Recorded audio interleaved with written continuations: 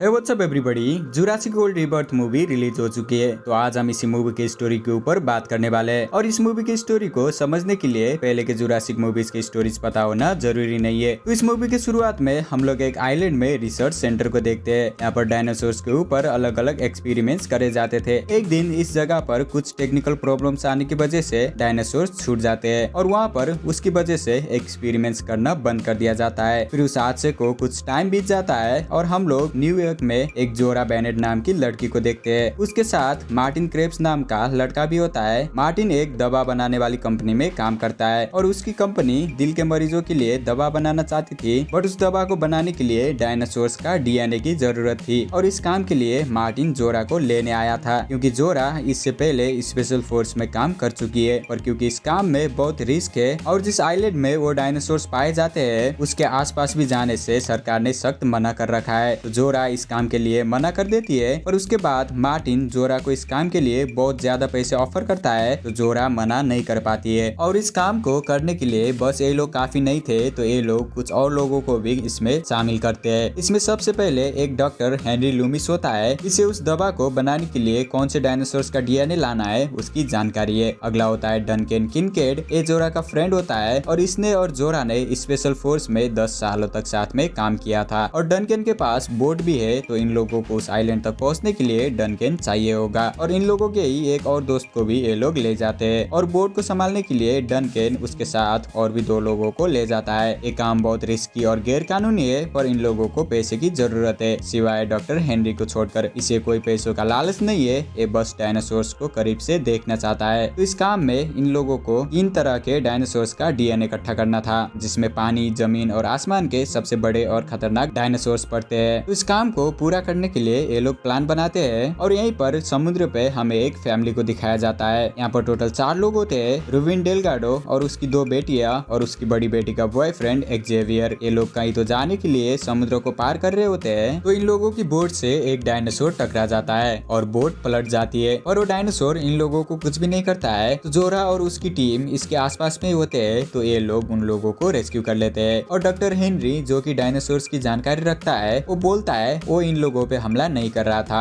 उसे लगा कि ये लोग उससे मुकाबला कर रहे हैं, तो उस मुकाबले को खत्म कर रहा था। और ये लोग बात कर रहे होते हैं, वही डायनासोर इस बोट के साथ भी मुकाबला करने के लिए आ जाता है और ये वही डायनासोर होता है जिसका इन लोगों को डीएनए लेना है। तो ये लोग उसके लिए खुद ही डायनासोर के करीब जाने लगते हैं। पहले तो शांत होता है, पर बाद में वो भी इन लोगों पे हमला करना शुरू कर देता है। नजदीक जाके जोरा उस पे खून जमा करने वाली तीर मारती है और बोतल भरने के बाद वो खुद ही हवा में उड़ता है और एक छोटा सा पैराशूट खुल के धीरे धीरे नीचे आता है। तो उसे डॉक्टर हेनरी पकड़ लेता है और इसी के साथ इन लोगों को पानी में पाए जाने वाला सबसे बड़ा डायनासोर का डीएनए मिल जाता है। उसके बाद डॉक्टर हेनरी जोरा से बोलता है, अगर ये नमूने हम उस कंपनी को ना दे तो, क्योंकि वो कंपनी इससे जो भी दवा बनाएगी वो बहुत महंगी होगी, जिसे दुनिया की 99% लोग खरीद ही नहीं पाएंगे। तो ये लोग इसी के बारे में बात कर रहे होते हैं और कुछ खतरनाक डायनासोर्स इन लोगों पे हमला कर देते हैं। इसमें जोरा और डनकेन का फ्रेंड मारा जाता है। फिर डनकेन उनसे पीछा छुड़ाने के लिए बोट को आइलैंड की तरफ लेने लगता है। इसी बीच में रोबिन की बड़ी बेटी पानी में गिर जाती है, तो उसे बचाने के लिए उसका बॉयफ्रेंड एक्जेवियर भी पानी में कूद जाता है। तो रोबिन भी उसकी छोटी बेटी को लेकर पानी में कूद जाता है। ये लोग जमीन तक आ जाते हैं और यहाँ से भी एक डायनासोर डनकेन ने जिसे बोट संभालने के लिए लाया था उसे ले जाता है। उसके बाद ये लोग काम के सामान उठाते हैं और आगे बढ़ते हैं, क्योंकि ये आइलैंड वही था जहाँ पर इन लोगों को आना था। दूसरी तरफ वो चारों भी जिंदा बच जाते हैं। इन लोगों को मार्टिन ने उस आइलैंड पे एक गाँव के बारे में बोल रखा था, तो वो लोग उसी को ढूंढने के लिए आगे बढ़ते हैं। और यहाँ पर ये लोग भी चलते हुए बहुत आगे आ जाते हैं और इन लोगों को जमीन के सबसे बड़े डायनासोर्स का झुंड मिलता है। ये डायनासोर शाकाहारी होते हैं, तो ये लोग इन पे हमला नहीं करते, इसीलिए ये लोग इनका डीएनए काफी आसानी से इकट्ठा कर लेते हैं। इसी के साथ इन लोगों ने पानी और जमीन के सबसे बड़े डायनासोर्स का डीएनए इकट्ठा कर लिया था। अब बस एक ही आसमान वाला बाकी था। उसके बाद इन लोगों का मिशन कंप्लीट हो जाएगा। उसके लिए ये लोग आगे बढ़ते हैं। दूसरी तरफ ये लोग भी गाँव को ढूंढने के लिए इधर उधर भटक रहे होते हैं, तो इन लोगों को एक जगह पर एक बोट दिखती है, तो उसे लाने के लिए रूबिन की बड़ी बेटी जाती है और उसी के साइड में एक डायनासोर सोया होता है। तो डायनासोर को देखते ही रूबिन उसकी बेटी को वापस आने के लिए बोलता है, पर वो जाकर बोट को ले आती है और जब वो बोट को खोलती है तो डायनासोर जाग जाता है। पहले तो वो डायनासोर इन लोगों को नहीं देखता है, पर जब ये लोग बोट में बैठ के जाने लगते हैं तो वो इन लोगों को देख लेता है। ये लोग तेजी से भागने की ट्राई करते हैं और वो डायनासोर इन लोगों की बोट को पलटा देता है। ये लोग पानी में गिरते हैं पर समहाउ ये लोग इस डायनासोर से भी बच जाते हैं। दूसरी तरफ जोरा और उसकी टीम आसमान वाले डायनासोर का डीएनए लेने के लिए उस जगह पर पहुंच जाते हैं जहाँ पर वो पाए जाते हैं और इन डायनासोर्स का डीएनए उनके अंडों से लेना था। तो ये लोग रस्सियां लगाते हैं और लटकते हुए उन डायनासोर्स के घोंसले तक पहुंच जाते हैं। वहाँ पर बहुत सारे डायनासोर्स के अंडे होते हैं। तो डॉक्टर हेनरी उनमें से सैंपल को इकट्ठा करने लगता है। तो जोरा डॉक्टर हेनरी से पूछती है उस कंपनी को नमूने देने के अलावा हम और क्या कर सकते हैं। तो हेनरी बोलता है हम सब में बांट देंगे। अगर ढेर सारे लोग दवा को बनाएंगे तो किसी एक के पास वो दवा नहीं होगी और वो महंगी भी नहीं होगी। तो हर कोई दवा ले सकेगा और लाखों जिंदगियां बचेंगी। इससे हर किसी का फायदा होगा। और बातें करते करते हेनरी अंडे से सैंपल को इकट्ठा कर लेता है पर तभी वहाँ पर एक डायनासोर आ जाता है। तो अंदर उससे जोरा और हेनरी बच रहे होते हैं। तभी बाहर से इन लोगों का दोस्त डायनासोर को हथौड़ा फेंक के मारता है। तो डायनासोर बाहर आता है और उसके पीछे पड़ जाता है। उसे बचाने के लिए डनकेन और मार्टिन उसे ऊपर खींचने लगते हैं और डायनासोर के पैर में हेनरी से बंधा हुआ रस्सी फंस जाता है। तो हेनरी भी नीचे गिर जाता है और जोरा वो गिरने से पहले ही रस्सी को पकड़ लेती है। डनकेन और मार्टिन उनके दोस्त को ऊपर खींच रहे होते हैं और वो डायनासोर उसे निगल जाता है। तो ये लोग उससे बचने के लिए भागते हैं और यहाँ पर हेनरी की रस्सी भी टूट जाती है तो वो नीचे गिर जाता है और पानी में गिरने की वजह से वो जिंदा बच जाता है और वो डीएनए का सैंपल भी इन लोगों के पास आ जाता है। तो ये लोग उसे उठाते हैं और यहाँ से निकल जाते हैं। दूसरी तरफ ये चारों भी उस बोट से होते हुए उस रिसर्च सेंटर तक पहुंच जाते हैं जिसे मार्टिन ने इन लोगों से गांव बोल रखा था और यहाँ पर ये लोग भी पहुंच जाते हैं और जोरा को लोगों के पैरों के निशान दिखते हैं। तो ये लोग समझ जाते हैं कि वो लोग भी यहीं कहीं पे है। तो ये लोग उन्हें ढूंढते हैं और थोड़ी देर में ये लोग एक दूसरे से मिल जाते हैं। इस आइलैंड में आने से पहले ही जोरा ने एक टीम बना रखी थी जो कि अभी इन्हें लेने के लिए हेलीकॉप्टर में आने वाले थे बट उनके आने से पहले ही यहाँ पर डायनासोर्स आ जाते हैं। ये लोग कुछ देर उनसे बचते हैं और यहाँ पर हेलीकॉप्टर आ जाता है और वहाँ पर एक ऐसा खतरनाक डायनासोर होता है जो कि उस हेलीकॉप्टर को चबा जाता है और फेंक देता है। अब हेलीकॉप्टर नहीं रहा तो डनकेन ने समुद्र पे